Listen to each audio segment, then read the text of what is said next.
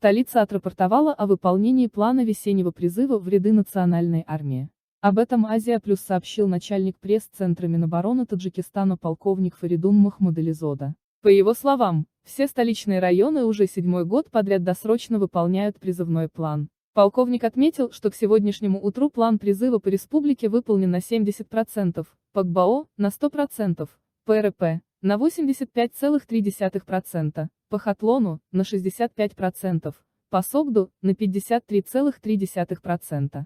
Весенний призыв в ряды вооруженных сил Таджикистана стартовал 1 апреля и продлится до 31 мая включительно. В армию призываются молодые люди 18-27 лет, не имеющие права на отсрочку или освобождение от призыва на военную службу. Между тем, надежды таджикского общества на прекращение облав на призывников в связи с принятием нового закона о воинской службе не оправдались.